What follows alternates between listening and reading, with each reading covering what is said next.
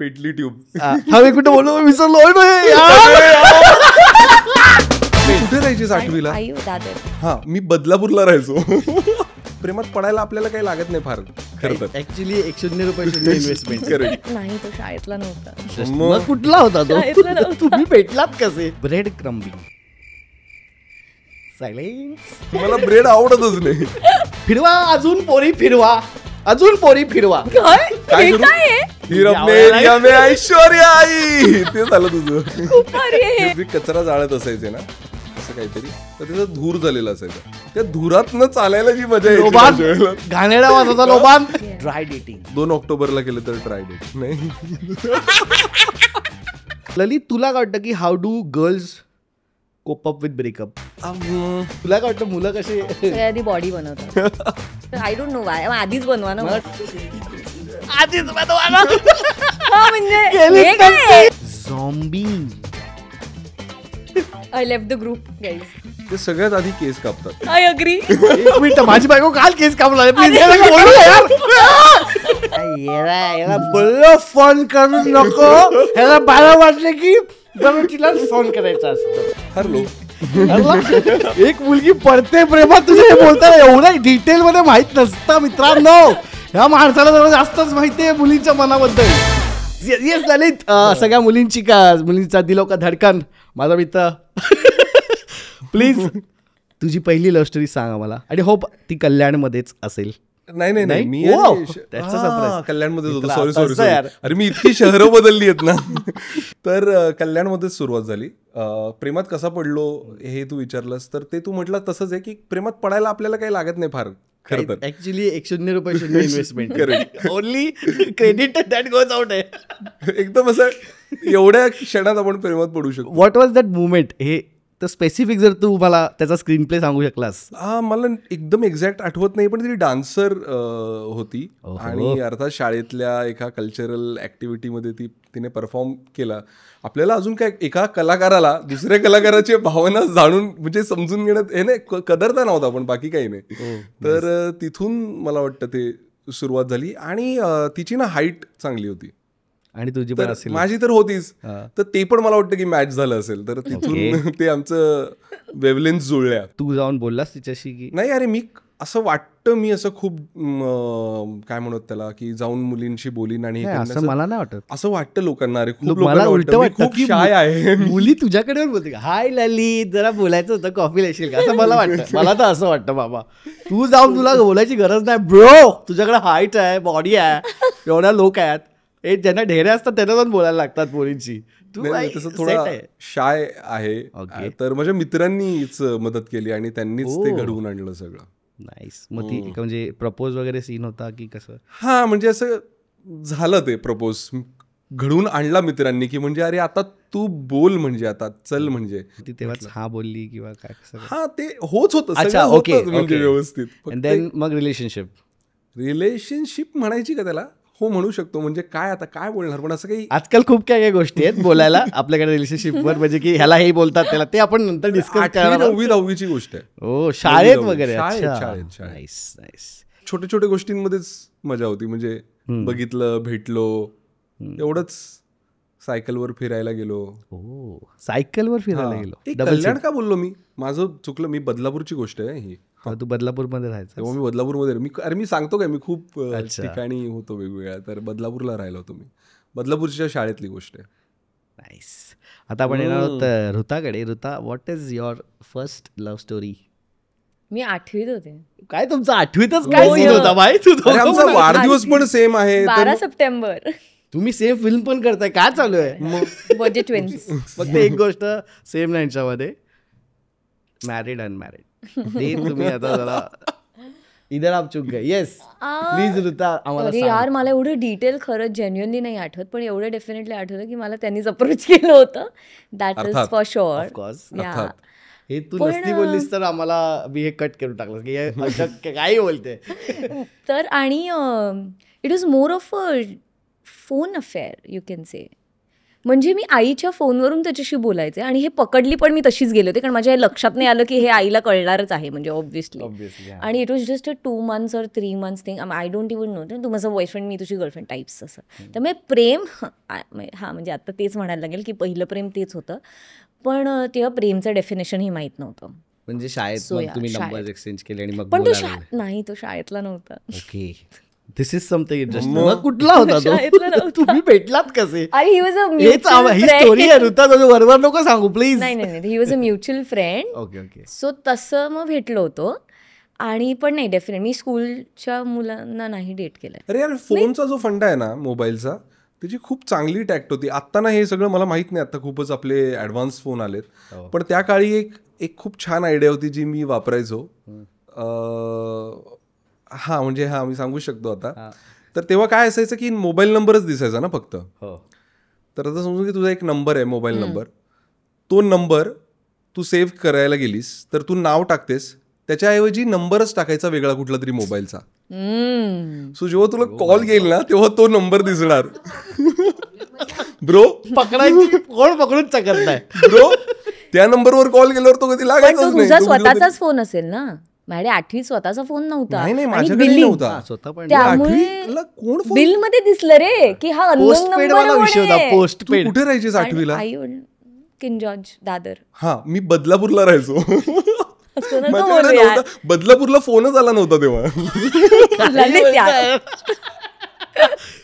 Phone मला किस्से तर माझे ऍक्च्युली भरपूर माझे पण आहेत.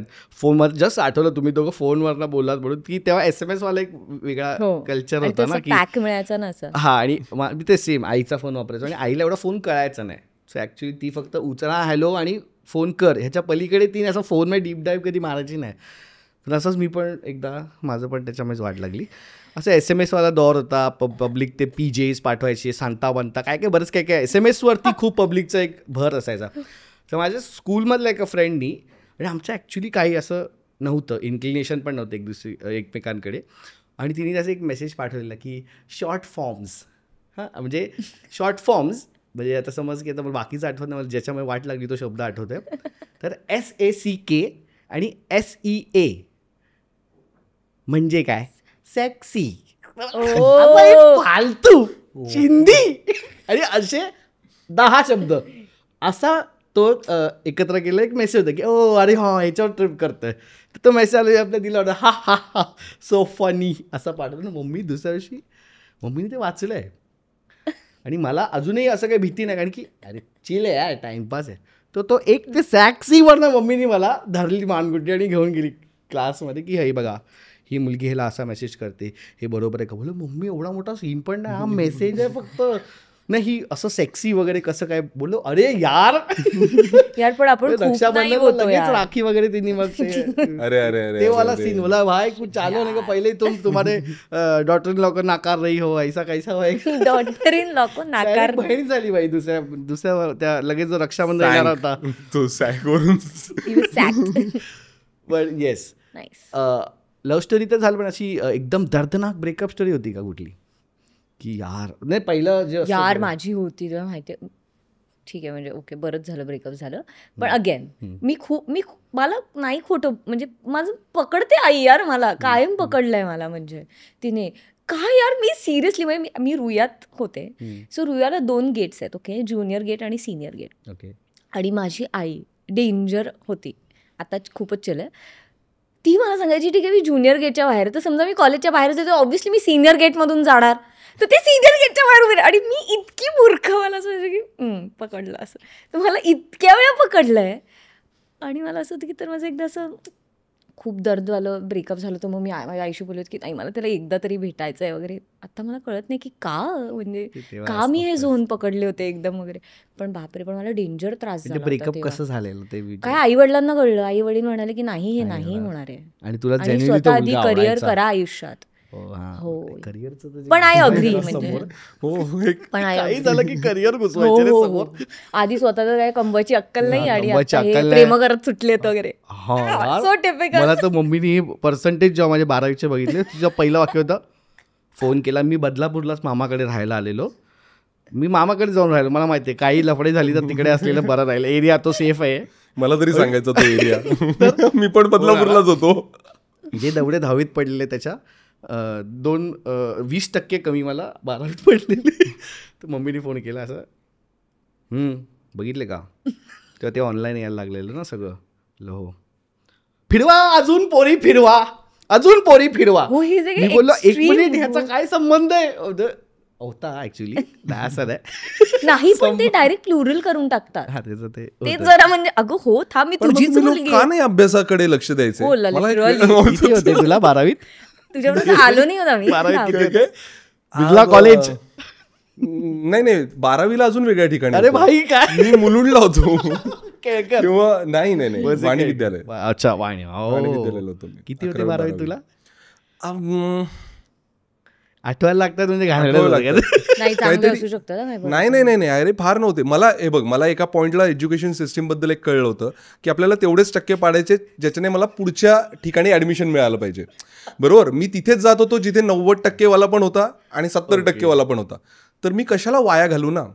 करेक्ट, वेस्ट नाही केलं पाहिजे काही पण, आहे की नाही. आपण जपून जपून वापरूयात सगळे. मार्क सुद्धा तसेच वापरलेत त्याच्यामुळे. ते 60च्या वर होते काहीतरी, पण तेवढं सेम 61 वॉज माय. खूपच कमिटेड होतो मार्क्स ना. पण मग तुझं ब्रेकअप झालं त्यानंतर काय कसं डील कसं केलं? असं रडायला वगैरे यायचं? मला खूप यायचं. माझं पहिलं ब्रेकअप मला तर चीट केलेलं त्याच्यामुळे, आणि मी रंगे हात पकडलेलं त्याच्यामुळे मला असं 7 दिवस वगैरे मी प्रॉपर. आणि ते 7च दिवस नाही चीट केलेलं ना, राग पण होता एक मला. हे विसरू नकोस प्लीज. मी तिला फुल ऍटिट्यूड दाखवला, पण नंतर मी एकदम माझा हे झालेलं स्वतः डाऊटबीट येतो ना की यार एवढं. कुठली गाणी ऐकायचं खरं सांग, कुठली गाणी ऐकायचं तेव्हा भाई इब्राहिम मला टाईम आपली गाणी नसते तर काय झालं असतं रे. वा वा वा. अरे तर मी 7 दिवस प्रॉपर ते असं उशीत रात्री काय माहिती असं ना रडायला आणि असं वाटतं संपलं आयुष्य आता, हेच होतं काय यार. म्हणजे आता मी आता घंटा लग्न विग्न हे वगैरे तेव्हा असं ठरवून टाकलं लग्न विग्न करणार नाही वगैरे. चल अशी मुलीच नको आपल्या आयुष्यात. आणि लगेच दुसऱ्या महिन्यात लगेच दुसरी एक ऐश्वर्या ते झालं तुझं.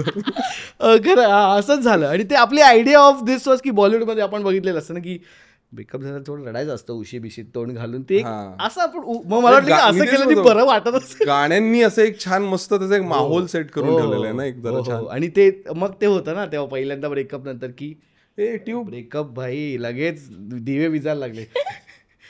पेटली ट्यूब. मी कुठं बोललो विसरलो.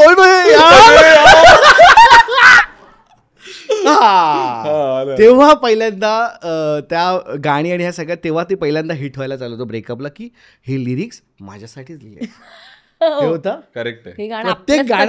प्रत्येक गाणं आपल्यासाठी बनलंयवाला जे फिल्म सिनेमाचा जो इम्पॅक्ट आहे आपल्यावर किती. मी तिथे येणार होतं की आपल्याला बॉलिवूड म्युझिक आणि हे म्हणजे मला असं वाटायचं की जर मी अशी उशी घेऊन अशी रडलो मे बी मला बरं वाटेल. कारण तसं रडतात ना ब्रेकअप फिल्ममध्ये. तर असं थोडंसं आपण येडे होतो. तुझी काय ब्रेकअप स्टोरी जिथे दर्दनाक अशी वाईट वाटलायचं असं मला वाटलं? हा म्हणजे साधारण सगळं मला वाटतं की आपण बोलतो ते सगळं सेमच होतं. काय एक तर मी खूप फिल्मी आहे लहानपणापासून, एवढे फिल्म्स बघितल्या आहेत. तर मी चालायचो पण थोडा स्लो मोशन मध्ये. म्हणजे तेव्हाचा टिकटॉक स्लो मोशन मध्ये म्हणजे एक फील मध्ये गाण्यांच्या याच्यावर आपल्यासाठी ते गाणं वाचतंय असं समजून आपण एक तो जो फील असतो झोन असतो. तू ते केलं का गाणं लावून आरशात असं स्वतःकडे वगैरे काय करू दर्द हो रहा है तसा गाणं लगा है और आरशात असं आपण. नाही त्याच्यापेक्षा मी अजून क्रिपी सांगतो तुला. बदलापूरला वगैरे आपण बऱ्याच ठिकाणी काय व्हायचं, तिथे कचरा जाळत असायचे ना असं काहीतरी, तर त्याचा धूर झालेला असायचा. त्या धुरातनं चालायला जी मजा यायची, घाणेरड्या वासाचा एक लोबान असायचा. पण तो फील जो असायचा, तर तेव्हापासून लोबान वगैरे या गोष्टींची सवय झाली. मी तयारी करत होतो खरं तर. माझं एक हे चालू होतं या क्षेत्रात. तुला दुःख देऊन गेलीये ती तुला ऍक्टर बनवून गेलीये, लक्षात ठेव. आज जो भी तू कुछ है वो ब्रेकअप के वजह से. या इमोशनला मी जरा नाहीतर हेच राहिलो असतो पारखा. त्याच वेळेला एक ते गाणं आलेलं बघ, अनिकेत विश्वासराव होता त्याच्यामध्ये ब्रेकअप. आमच्याच कॉलेजचं गाणं तिकडे शूट केलं. पण ते गाणं जे हिट झालेलं म्हणजे सेम टाइम होता ना. ब्रेकअपची गाणी हिट होतातच. कारण ते होतातच लोक त्यातनं युनिव्हर्सल जातात. फिलिंग आहे. हो, आणि ते गाणं म्हणजे खूपच त्यावेळेला काही नव्हतं इंटरनेट वगैरे, पण व्हायरल जे झालेलं Correct. इन रिअल टर्म्स, कारण की त्याच्यामध्ये सगळं होतं ना, ते डायलॉग व्हायलॉग पण होतं त्याच्यामध्ये. मी तुझ्यासाठी मला काय एक फेमस डायलॉग, मला पावसातून चालायला आवडतं, कारण की कोणाला समजत नाही. नाही की मी रडतोय. Correct correct correct. त्याच्यानंतर त्याच्यावर मीम पण आहे, मला धोक्यातून चालायला होतं, कोणाला कळत नाही फुकतोय. ब्रेकअप वगैरे होतं, आणि आजकाल खूप लोकांना, म्हणजे आपल्याला पण खूप त्रास झालेला, पण काही लोकांचं एकदम सिरियस रिलेशनशिप पण कधी कधी 8-8 वर्षाचं रिलेशनशिप तुटलं आहे लग्नाच्या आधी जस्ट वगैरे. तर ललित, तुला काय वाटतं की how do girls cope up with breakup? तुला what is, I am just trying to make a good conversation here, की आपल्याला मुलांना काय फील होतं, वाटत Correct. असेल की मुली कशा थ्रू जातात. सो मी तुला उलटा प्रश्न विचारला की तुला काय वाटतं, मुली कशा डील करतात ब्रेकअप सोबत? ते सगळ्यात आधी केस कापतात. I agree. एक मिनिट, माझी बायको काल केस कापला, प्लीज बोलू यार. नाही मस्करी करतं, म्हणजे लुक चेंज बोलतोस का तू? Look change. हा, मला वाटतं त्यांना मदत होते काहीतरी, म्हणजे I actually think it's an act of letting go. मुलं कुठे बालाजीला जाऊन टाक असं गेलं पाहिजे, चल भाई लेट गो. नाही या, तर तू बोलतोस की ओ दॅट्स अ व्हेरी बोलतो ना स्पेसिफिक बोला तो. एवढं मी नसतं बोलू शकलो, एवढं ऑब्झर्वेशन मी केलं नाही. खूप चांगलं ऑब्झर्वेशन. मुलींच्या बाबतीत फक्त की इन जनरल बोलतोय. आता तू जे मुद्दे विचारशील ते प्रत्येकाच्यावर आपण बोलूच. Yes, okay. केस कापता असं तुला वाटतं? आणि हा, किंवा मग खूप शॉपिंग करतात बऱ्यापैकी, काही याच्यामध्ये असं असू शकतं. Retail therapy. हा, इकडे जरा खूप इन्फॉर्मेशन मला येते. नाही म्हणजे मी जे बोलतोय ती त्याला व्यवस्थित टर्म मध्ये आणताय. करेक्ट. सो असं ते व्यवस्थित चालू आहे. तुम्ही डिस्कस नाही करून आले एवढं, तुम्ही असं टीम म्हणून घ्या. अरे आमचा बर्थडे एका दिवशी, मी म्हटलं 12 सप्टेंबरला आमचा बर्थडे. हो, आणि फिल्म पण रिलीज होतीये 12लाच. ऍक्च्युली आम्ही खोटं मला नाही वाटतं बोलत. हे यांच्या रायटरने एक्स्ट्रा स्क्रिप्ट लिहिली आहे. प्रमोशन जात आहे. Nice plug in. 2 गोष्टी तू सांगितल्या. अजून काय वाटतं मला तुला इमोशनली कशात? हे इमोशनलच त्यांचा सपोर्ट करणार आहे. हे एक्सटर्नल जरी वाटत असलं तरी हे मेंटली आणि इमोशनली त्यांना सपोर्ट करणार आहे. म्हणजे हे ऍक्च्युली त्यांच्यासाठी हेल्प करतं. तुला माहिती आहे का, आता हे बघताना कोणतरी मुलगी होती ती अंडरस्टँडिंग. एक मुलगी पडते प्रेमात, तुझं हे बोलताना एवढं डिटेल मध्ये माहित नसतं मित्रांनो. ह्या माणसाला जरा जास्तच माहिती आहे मुलींच्या मनाबद्दल. एक्सपिरियन्स. तुला काय हे नाही ना झालंय, म्हणजे तू असं अगवयारच्या टाईप काय सीन नाही ना, की माहिती वगैरे आतलं मनातलं? नाही अरे, माझ्या आरपार दिसतं का तुला? आतला आरपार दिसतं? केस कापणं तर correct. Please elaborate on those topics, म्हणजे ऍक्च्युली मुली कशा डील करतात मला. नाही, केस डेफिनेटली कापतात, कारण मला असं वाटतं की एव्हरी ब्रेकअप नंतर, म्हणजे एव्हरी नाही, but whenever you are feeling very very down. खूपच हा या, because I think new look change, approach बदलण्याचा प्रयत्न, माइंडसेट पण बदलतो मे बी. अँड ऑल्सो लेटिंग होती म्हटली ना, लेटिंग गो, की त्याच्याबरोबर असतानाचे मेमरीज आणि हे. कारण यार मला असं वाटतं थोडं असोसिएशन आणि मेमरीजचा लोचा आहे मुलींचा. परफ्यूमच्या वासाने पण डेंजर वाट लागते, त्यामुळे सो तो पण एक लोचा आहे. अँड अपार्ट फ्रॉम दिस अजून काय तुला वाटतं की this is one thing which girls or females all do? I think female friendships अजून खूप स्ट्रॉंगर होतात त्या काळात. आय गेस ते मुलांच्या बाबतीत पण आहे ना, म्हणजे ब्रेकअप नंतर थोडं. मुलांकडे येऊ ना आपण, मुलींचं संपल्यावर. नेक्स्ट मला तिच्याकडे होतं की तुला काय वाटतं, मुलं कसे सगळ्या आधी बॉडी बनवतात? हे एक जे काय टिपिकल क्लिशे गोष्ट, आय डोंट नो वाय. आधीच बनवा ना. नाही अरे ते काय परत जसं लेटिंग गोचं जे आहे, आधीच बनवा ना.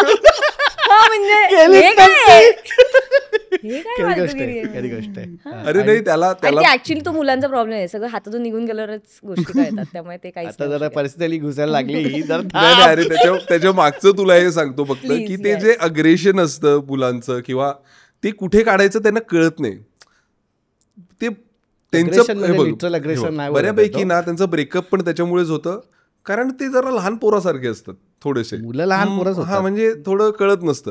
तेच होतं त्यांचं, की आता काय करायचं कधीच कसं कळत नाही. हा, तो प्रॉब्लेम आहे. आयुष्यभर कसं कळत नाही. हे करेक्ट आहे तुझं. तेच ना मुलांचा प्रॉब्लेम आहे, की ते सतत आईच्या इन्फ्लुएन्स आणि अंडर असल्यामुळे त्यांना गर्लफ्रेंड आली की इव्हेंच्युअली लगेच आईसारखंच ते करायला नका करू मग नॉट प्रेम. आईसारखं लिटरली, बट म्हणजे ते मुलांचं ते आहे की Man-child. जिमचं मी तुला सांगतो की व्यायामशाळेचं असं आहे ए ही बघ धनाधन गोष्टी बोला मॅन चाइल्ड हे बाबा असं सगळं नको बोलू. नाही, तुम्ही चांगले आहात तसं आम्ही नाही ग, पण बोल ह्याला बोलू दे, एका पुरुषाला बोलू दे, थांब जरा बाई. हा तर ते तिथे निघतं सगळं अग्रेशन असं वाटतं त्यांना लोहा उठा के तिथे त्यांना असं वाटतं की वजन उचलून थोडंसं एक तिथे ती सगळं राग म्हणा अग्रेशन म्हणा, तर तिने उलट बरं आहे. मला असं वाटतं की जे असं करत असतील तर ते चांगलं आहे की ते चांगल्या वाटेने निघतं, म्हणजे व्यसनांच्या इथे जाण्यापेक्षा किंवा काहीतरी रिॲक्ट करण्याला त्याच्यापेक्षा बॉड्या बनवा ट्रिपल सगळीकडून. पण तू जो एक पॉईंट बोललास त्याच्यावर थोडं मला हायलाईट करायचं की होतात मुलं रिलेशनशिपमध्ये आल्यावर ना लहान मुलांसारखे वागतात, हे मला खूप पटतं इवन लग्नानंतर पण तेच आहे की त्यांना ते तसंच असतं. एक त्यांचं एक मला असं वाटतं की आई इन्फ्लुएन्स्ड खूप असतं, आणि जसं उलटं मुलींच्या बाबतीत असतं की ते बाबांचं खूप एक हे असतं इन्क्लिनेशन असतं. ते मला पण ते वाटतं की रिलेशनशिपमध्ये आल्यावरती the safest when a man feels he becomes the child in front of her girl. आणि त्याचाच खूप चिडचिड होते कधी कधी मुलं की तू काय तुझी आई आहे का असं बोलतात मग मुली रिलेशनशिपमध्ये असं. But that is how men tend to they are wired that way. and they tend to express their love. म्हणजे हे बाहेर he'll be like माचो वगैरे, घरी ऐक ना हे वगैरे मी पण करतो असं. सो लिटरली पण मी आत्ता आफ्टर थोडंसं रिअलायझेशन सांगतोय की हे की मला असं केल्यावरती सगळ्यात सेफेस्ट वाटतं. स्वीट. पण तुला काय वाटतं ललित की ॲक्च्युअली मुलं कसं डील करतात विथ ब्रेकअप? मित्र खूप मोठं सपोर्ट आहे सिस्टीम, आणि मुलांमध्ये ते खूप जास्त आहे की मुलांमध्ये मुलं म्हणजे असे सगळे धपाधप सगळे धरून ठेवतात त्याला. भाई तू आत्ता या घडीला तू बोल, तुला काय पाहिजे, तुला आम्ही काही नाही होत देणार, असं ते पूर्ण वेळ म्हणजे ते पूर्ण वेळ त्याला प्रोटेक्ट करत राहतात. तो मला असं वाटतं की मित्र खूपच चांगली सपोर्ट सिस्टीम आहे. ते असतं ना याला बोललो फोन करू नको, ह्याला 12 वाजले की तिलाच फोन करायचा असतो. हे म्हणजे हे करतात दारू पितात आणि ऐक ना मला आठवण येते ते खूप करतात. कारण म्हणजे मुलांमध्ये ते जास्त होऊ शकतं की रात्री 2 वाजता पण फोन केलाय की मला तर ते जाऊन त्याला समजूत काढायला ते येतात रात्री 2 वाजता 2:30 वाजता 3 वाजता. तुला कुठे बाहेर जायचं, तुला जायचंय का, म्हणजे त्याला ते वातावरण निर्मिती आणि त्याचा खायला जाऊया प्रयत्न करतात. मुलींमध्ये पण असं होतं. मी म्हटलं ना फिमेल फ्रेंडशिप जास्त स्ट्रॉंग होतो, ते होतच जरा. नाही मित्रांशी आयुष्यच नाहीये, म्हणजे प्रेम बिम होत राहतं. प्रेमात पडताना पण मित्र पाहिजेत सोबत, आणि पाहिजेतच नाही तर मग ते मधल्या वेळेत फक्त आणि ज्यांचे मित्र सेम असतात ना पडताना आणि त्यांची वाट लागते आणि ब्रेकअप नंतर ते जे शिव्या घालतात ना थोड्या वेळानंतर, ही मुलगी नको लावली ना वाट. नाही पण ते एका ग्रुप मधला ब्रेकअप इज व्हेरी डेंजरस.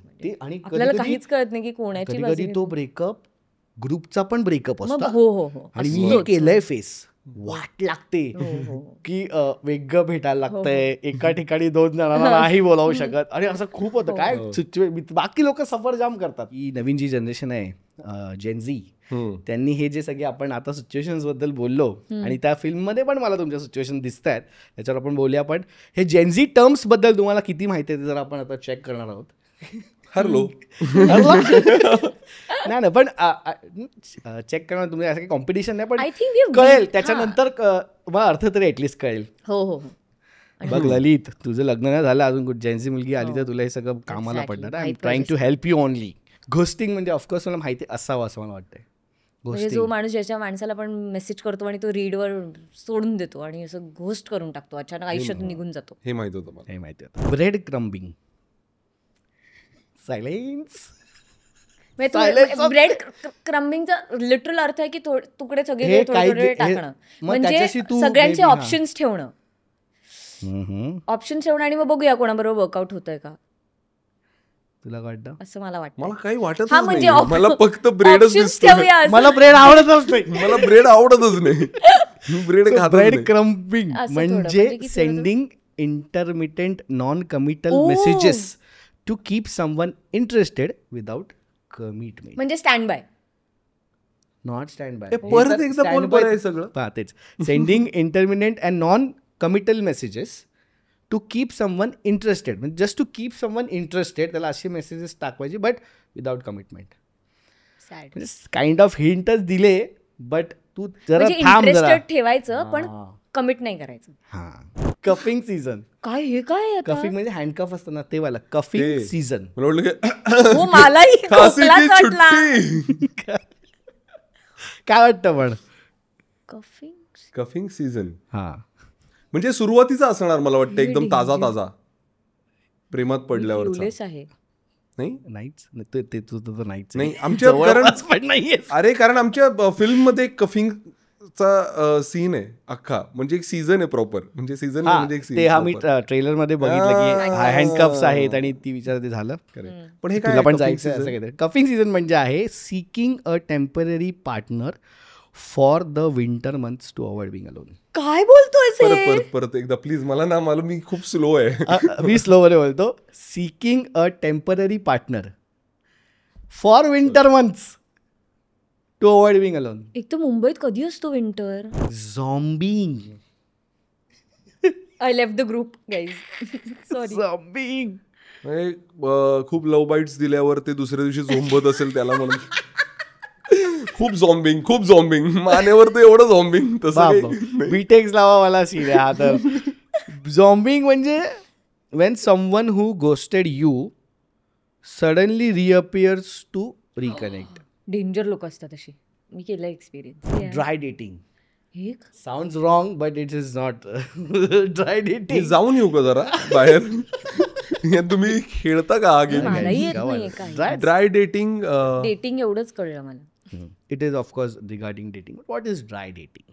2 ऑक्टोबरला केलं तर ड्राय डेटिंग नाही.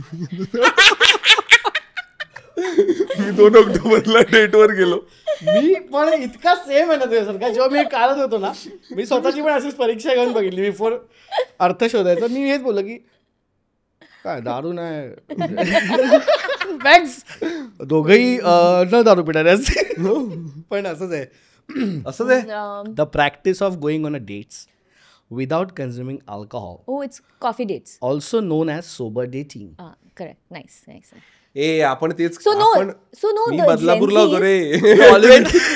बदलापूरला दारू पण खूप लेट आली आहे. पण आपण जे कळवा ठाणे बदलापूर पब्लिक आहे ते ड्राय डेटनीच सुरुवात करतात. चल दारू प्यायला बस अशी कोणाची सुरुवात आहे? No, but no. So the thing is that म्हणजे so Gen दाबेली Zs- खाल्ली एकत्र तरी सुद्धा भरपूर होतं माहितीये We are दाबेली dating. मिळायची dabeli. guys, yeah. So Gen Zs, they believe in, so there's something called as coffee culture, coffee dates now, where म्हणजे ते रात्री अल्कोहोल नाही पित, but they meet early morning to have coffees, so that त्यांचा आदल्या दिवशी दारू प्यायल्यामुळे नेक्स्ट डे वेस्ट होत नाही. That's a very good thought, but I feel. Sorry 5 मिनिटं चालू ठेव. प्रोसेस होते. Yeah, so they just meet and yeah it's a good हे की दारू म्हणजे नाही पितात नाहीतर डायरेक्ट तुम्ही मग वेगळीकडे गोष्टी एस्केलेट होऊ मे बी ते शकतात. ड्राय डेटिंग वगैरे असेल. जे एक प्रकारे चांगलंच आहे. सगळ्याच गोष्टी वाईट नाही आहेत ललित. ठीक आहे. मी म्हणतोय की हेच करत आलोय असं मी तुला सांगतोय. टर्म्स आता आले. ड्राय सगळं म्हणजे काही. चल ठीक आहे. पुढचं तुम्हाला एका मसाल्याचं नाव वाटू शकतं पण नाहीये. ते DTR. काय सिरियसली? काय DTR हे मसाल्याचं नाव नाहीये. हे एखादे एक्सरे वगैरे काढायला जातो ना आपण. मी जरा DTR करतो. माझे DTRचे रिपोर्ट खूप वाईट आलेत वगैरे ते वाटतंय मला आता सगळं. MRI DTR कसं आहे? ह्याला ऑफकोर्स एक फुल फॉर्म असणार याचा एक ॲब्रिव्हिएशनच आहे कसलं तरी.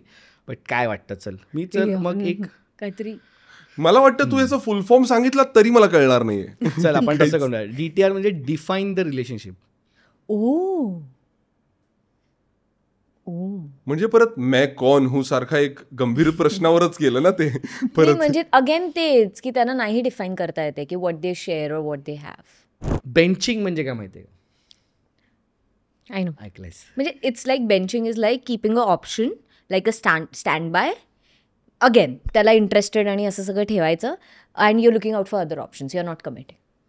मित्रांनो तुम्ही कधी बेंचवर बसलायत का? मला कॉमेंट मध्ये सांगा की तुम्हाला बऱ्यापैकी मुलं 90% बऱ्यापैकी मुलंच bencher बसतात. हो. मुलींना बेंचवर बसवणारी मुलं मग वेगळीच आहेत. म्हणजे ते म्हणजे त्यांना पण हल्ली असं त्याचंही प्रमाण आहे. असेलच. कारण तू कधी बसवलेस बेंचवर मुलीला कुठल्या? अरे मला हेट आधी झिरपू ते माझ्यामध्ये हे सगळे टर्म्स. मॅक्स मी गार्डन मध्ये गर्लफ्रेंडला घेऊन गेलो तेव्हा आम्ही दोघं बेंचवर बसलेलो, किस पण नाही करता आलं, लोक बघत होते. एवढं आहे माझं मॅक्स आहे. बेंचिंग वगैरे म्हणजे की टू कीप अ पर्सन. असंच आहे, सगळंच आहे बेंचिंग आहे अक्क.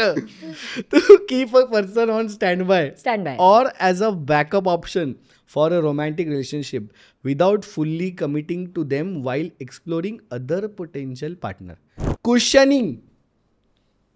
एवढं नाही येत मला आता. हे काय Cushioning. मी हारलोय. मी सुरुवातीलाच म्हटलंय मी नाहीये या खेळामध्ये. मला हे नाही. अटेम्प्ट करत नाही. बघ ना. करूच नाही शकत आहे. एक लास्ट आहे, हे लास्टच आहे, पण अटेम्प्ट करणार. कुशनिंग म्हणजे काय? प्लीज. काय वाटतं तुला? ते ड्राय डेटिंग कसं केलं? आता बोल नको कुशीत घेणं हे नको बोलूस. नाही I don't think in say that. Cushioning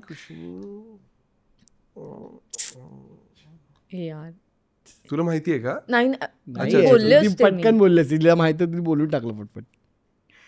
the practice of keeping multiple potential partners, romantic partners, on stand by or maintaining contact with others while in a primary relationship, acting as a emotional or practical safety net or fallback plan in case the current relationship ends. हे danger toxic आहे. बेकार पोरगी आहे. Benching तर मी त्यातल्या त्यात चल ठीक आहे, आपण समजू आयुष्यात शकतो. ही चेअर नाही आवडली, ठीक आहे ती चेअर वगैरे जे काही आहे ते. हे तर म्हणजे ठेवलाच आहे. खूप डेंजर आहे. हा सांगून ठेवलाय खूप की डेंजर. तू असला पाहिजेस. म्हणजे हे पण आहे माझ्याकडे, पण हे नाहीच जमलं तर मी आलेच किंवा आलो. आपण असंच का म्हणतो की हे मुलगीच करणार? थांब लक्ष्मी येऊन कुंकी लावते मला सिरियस, पण तू थांब. गाईज, पण हे जे काय आपण टर्म्स जेवढे डिस्कस केले याच्याबद्दल तुम्हाला आत्ताच्या रिलेशनशिपचा एक झोन कळला असेल लोकांचा, काय झोन आहे. बट अगेन जे तुम्हाला ट्रेलर दाखवलास त्याच्यामध्ये पण मी अशी ह्यातले काही ट्रेट्स बघितले आहेत. तर आपल्याला म्हणजे तो ऑडियन्सला तुम्ही प्लीज सांगा की आरपार फिल्ममधनं आम्ही ॲज अन ऑडियन्स काय एक्सपेक्ट करू शकतो. या सगळ्या गोष्टी खरं तर म्हणजे जे आता आपण म्हणतोय की हे आत्ताचे टर्म्स आहेत आणि आत्ता प्रेमाची भाषा बदलली वगैरे, पण मला नाही वाटत असं की प्रेमाची भाषा बदलली आहे. ओके, ते तसंच होतं, फक्त त्याच्याबद्दलचे हे टर्म्स आणि या सगळ्या गोष्टी आपल्याला माहीत नव्हत्या. त्याचं प्रमाण कदाचित तेवढं नव्हतं, एक्सपोजर तेवढं नव्हतं. पण मला वाटतं की ही खूपच आदिम अशी भावना आहे. तर प्रवास आपला प्रेमाबद्दलचा जो आहे ना तो साधारण सेमच असतो, गोष्टी बदलत राहतात फक्त त्याच्यातल्या प्रत्येकाच्या. तर त्यामुळे आमच्या आरपारमधली ही प्रेमाची जी गोष्ट आहे अमर आणि प्राचीची, त्याच्यामध्ये ह्या सगळ्या गोष्टी तुम्हाला आणि पण ह्या टर्म्स सकट काही गोष्टी तुम्हाला बघायला मिळतील. ओके, कारण आपण आता त्याच गोष्टींना डील करतोय. तुला वाटत होता की तुमच्या फिल्ममध्ये ऑफकोर्स मी ट्रेलर बघितल्यावर मला असं खूप न्यू एज वाटली, म्हणजे आत्ताची वाटली ती लव्ह स्टोरी, रादर नॉट की एक असं हां बाबा एक आपण खूपच आपण लव्ह स्टोरीज बघितल्यात फिल्म मार्फत, ओव्हरऑल हिंदी मराठीमध्ये पण this is something which I can see is relatable असं व्हिज्युअली तरी. ऑफकोर्स मला स्टोरी माहीत नाही आहे, बट तुला काय वाटतं की ही फिल्म कोणाकोणाला रिलेट होईल in generation wise also I am talking आणि male female wise also I am talking, की काय वाटतं तुला? मला असं वाटतं प्रेम ही भावना युनिव्हर्सल आहे. आत्ता हे टर्म्स आलेत रे. बरोबर. आणि ऑल्सो आत्ता आपण इतके अवेअर झालोय ना मेंटल हेल्थ आणि ह्या सगळ्या गोष्टींमुळे, म्हणून आपल्याला हे सगळं कळतंय की ओ माझ्या बाबतीत मी घोष झालेले आहे, ओ म्हणजे असं झालं होतं, ओ म्हणजे मला बेंचवर बसवलं गेलं होतं, हे आत्ता मला कळतंय. पण मला असं वाटतं की ती एम्पथी जी वाढली आहे ना लोकांबरोबर, म्हणजे सी मी असं म्हणत नाही, I am not justifying the terms, but I am saying की काहीतरी कारण असणार आहे त्यामागे की त्या व्यक्तीला का करावं असं वाटलं ते. ऑल्सो एक्सपोजर, कारण तुम्हाला सगळं आत्ता हवंय, ते आत्ता उरलंच नाहीये पेशन्स किंवा यु नो आपल्याला कोणाचा चॉईस व्हायचाच नाहीये, आपल्यालाच ऑप्शन्स हवेत. कारण इफ तुम्हालाच कोणाचा चॉईस व्हायचा नाही तर तुम्हाला ही लिबर्टीज मिळू शकत नाही किंवा की तुम्ही कोणतरी तुमचा चॉईस होईल. सो विच आय फील जे आपल्या ह्याच्यात खूप होतं की we really wanted to be our partners choice or somebody's choice. ते मी बोलते आत्ता कसे मलाच ठरत नाहीये अजून. So it's relatable to anybody and everybody. आत्ताच्या जनरेशनला ते सगळं दिसणार आहे की त्यांच्या बरोबर जे होतंय त्याच्यामुळे ते रिलेट करू शकणार आहेत. आणि आपले आई बाबा आणि जे काही अजून मोठे जनरेशन आहे त्यांना जे प्रश्न पडलेत आता की ह्यांचं काय चाललंय, हे का असं वागतायत आता, करेक्ट, म्हणजे हे डिप्रेस होत आहेत म्हणजे नेमकं काय होत आहे, हे आता पॉझेसिव्ह होत आहेत म्हणजे नेमकं काय, आणि याच्यामध्ये हे एकमेकांना इतका त्रास का देत आहेत. तर त्यांना हा सिनेमा बघून ते कळेल की अच्छा यांचं हे होतंय का, ओ हे चाललंय होय पोरांचं आता. आई बाबांना पण ते आपल्या त्यांच्या जनरेशनला पण it will help to understand maybe आत्ताचे रिलेशनशिप. करेक्ट. आणि असं होतं ना की आपण पटकन जज करतो, अरे पटकन. तर ते आय थिंक फिल्म बघितल्यावर, कारण मला असं वाटलं की जेव्हा मी प्राचीचं पात्र करते आरपारमध्ये, तेव्हा ते आल्यावर मी पटकन जज केलं अरे तिला की हे ती का करते, एक मिनिट हे मी नाही अशी. पण बाय द पण मला असं झालं की by the end of the film I realize की नो यार, आय मीन ओके ठीक आहे. मृता म्हणून मला कदाचित ते पटकन मी लगेच माझा हा झोन पकडलो, एक मिनिट मी का असा कॅरेक्टर, मी गौरवला पण हेच तू मला का कास्ट करतोय वगैरे, जेव्हा मी ऐकलं हे मला नाही करायचं वगैरे असं. आणि बॅड लाईट असं वाटतं मला मी because I don't believe in it असं. मग तो पण by the end of the film and the entire process I felt we are just humans यार, काही we are flawed, that's the beauty. म्हणजे फ्लॉड नसू तर मग काय मजा आहे, म्हणजे मग सगळं जसं मुळमुळीत आणि हे जाईल. हा मला मी आता तुम्ही बोललातच ती गोष्ट, पण मी ट्रेलर मध्ये पण जे बघितलं की एक फॅमिली रिलेटेड काहीतरी तिकडे लफडी दिसली. अरे कारण काय दोघं नाही भरडले जात ना, मित्र सगळं आपण सगळ्यांना घेऊन बुडतात ना, आणि सगळ्यांना घेऊन आरपार गेले आरपार. हा सगळ्यांचंच. ऑल्सो एक सेकंड इंटरेस्टिंग गोष्ट मला अबाउट तुमची फिल्म हे वाटतं की 7 गाणी आहेत, 8 गाणी आहेत, आणि all done by Gulraj Singh. Of course गाण्यांबद्दल काय बोलाल, म्हणजे मी शंकर महादेवन ऐकलं, मी त्याच्यात अवधूत गुप्ते, सो आम्हाला काय ट्रीट पण मिळणार आहे गाण्यांविषयी. खूप टाइमाने एवढी गाण्यामध्ये कुठली तरी फिल्म येते की त्याच्यामध्ये 8 गाणी आहेत यार, आणि 1-2 रिलीज पण झालेत त्यातली, राईट? 4 गाणी रिलीज झालेत. So what should people expect in terms of music? अरे यार, लव्ह स्टोरी आणि गाणी आहेत, हे कॉम्बिनेशनच म्हणजे कमाल असतं दरवेळेला. आणि बऱ्याच तू म्हटलंस तसं बऱ्याच वर्षांनंतर असं कॉम्बिनेशन येतंय की लव्ह स्टोरी पण आहे आणि इतकी गाणी त्यांची पण एवढ्या वेगवेगळ्या प्रकारची, म्हणजे जागरण गोंधळ पण आहे, वाव, आणि असं पण गाणं आहे, ठुमरी पण आहे, त्याच्यानंतर एक जॅझच्या याच्यावरची, हा म्हणजे असं सगळं मिक्स आहे. आणि गुलराजने फॅब केलंय काम, आउटस्टँडिंग काम केलंय. आणि the best part about the music असं मला वाटतं की ते असं नाहीये की उगाच टाकायचं म्हणून नाही, प्रत्येक गाणं हे गोष्ट पुढे नेतं. म्हणजे सगळी गाणी फिल्म मध्ये पण असं काय असं की नुसते आपण रिलीज पण करतो, पण नाही सगळी फिल्म मध्ये, आणि ते सगळे सिच्युएशनल आहेत, गोष्ट पुढे घेऊन जाणारी सगळी गाणी आहेत. म्हणजे त्यांनी लिहिलीच होती स्क्रिप्ट मध्ये, लिखाणामध्ये ती सगळी गाणी जागाच केली होती गौरवने. असं कुठलंच गाणं नंतर ऍड नाही झालं. एक डिफरंट, हा मला हे नव्हतं माहिती की गाणीच लिहिली होती आत, म्हणजे गाणी लिहिली होती म्हणजे सिच्युएशन तिथे प्रॉपर लिहिली होती की इथे हे गाणं असेल, हे घडेल असं. क्या बात आहे. सो 12 सप्टेंबरला ह्यांचा बड्डे पण आहे आणि ह्यांचा पिक्चर पण येतोय. सो ह्यांचा खर्च वाचलेला आहे एकत्र पार्टी द्यायचा. म्हणजे फिल्म आणि सगळं एकाच दिवशी दोघं मिळून म्हणजे अर्धा स्प्लिट होणार ना. डॅम, नाही तर मी मागणार होतो. बट 12 सप्टेंबरला जा थिएटरला आणि आरपार बघा. ऐकून तरी इंटरेस्टिंग वाटतंय. आणि ट्रेलर पण तुम्ही नसेल तर डिस्क्रिप्शनमध्ये ट्रेलर आहे, तो ट्रेलर जाऊन बघा आणि मग जाऊन फिल्म बघा, अशी माझी तुम्हाला रिक्वेस्ट राहील. कारण मराठी पिक्चरला तुम्ही जाऊन बघाल तर समजेल की मराठी पिक्चरमध्ये काय होत आहे, है ना. आजकाल सगळे नुसते शिव्या घालायच्या मागे आहेत, पण जाऊन ॲक्च्युली बघत कोण नाही. जाऊन बघा म्हणजे मग मजा येईल आणि मग सगळ्याच ज्या गोष्टी आहेत त्या होतील. आणि ऑफकोर्स ललिता आहे, ऋता आहे, आणि तुमच्या सगळ्यांचे ते फेवरेट आहे ते मला माहिती, जसं मी तुमचा फेवरेट आहे. बट येस, एक शेवटचा प्रश्न मला, जे लोक आजपर्यंत भेटलेत आणि ज्यांच्याबद्दल मी तुमच्याबद्दल बोललो, जेव्हा गॉसिप केले तुमच्याबद्दल, तेव्हा तरी एक दोघांना एक प्रश्न आहे की ऋता, तू लग्न का केलंस आणि तुझं अजून का नाही झालं? का केलंस म्हणजे नाही, आय गेट इट. पब्लिकला असं की यार का केलं नृत्यात लग्न, ललितचं की कधी ललितचं लग्न, असं अशी दोन या पारवाल्या गोष्टी आहेत. जोपर्यंत करत नाही तोपर्यंत विचारतात का नाही करत आहेत, आणि झाल्यानंतर का लग्न केलं, त्याला आपल्याला वाटतं का लग्न केलं, असं होतं मोस्टली की अरे अरे अरे डिफरंट जबाबदारी and all, I can't take this all, असं होतं. But how is your experience about, ह्याला तर विचारणं नाही शकत मी, हाऊ इज एक्सपिरियन्स ऑफ लग्नाचा? माझं खूपच अमेझिंग, कारण मला एक गोष्टीची क्लॅरिटीच होती की मला लग्न करायचंच होतं, म्हणजे आय वॉन्टेड टू सेटल. असं बाय द वे फार आता कमी लोकांना त्यांना माहिती, त्यांना वाटतच नाही लग्न करावं असं. पण दॅट इज गुड. बोट मला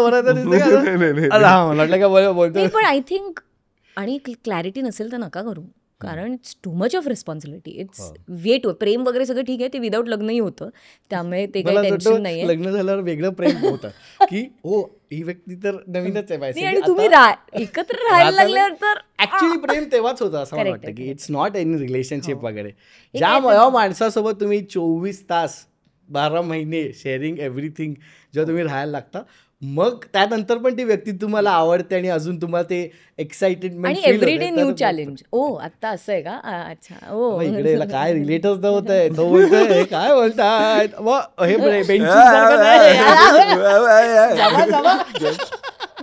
बट येस. सो ललित तुझं काय लग्नाबद्दलचं, व्हॉट इज युअर थॉट, की काय असं इन जनरल मुली जरा वाट बघतात म्हणून सांग जरा. यार मेरी दुल्हन तो आजादी है. काय काय म्हणजे फ्रीडम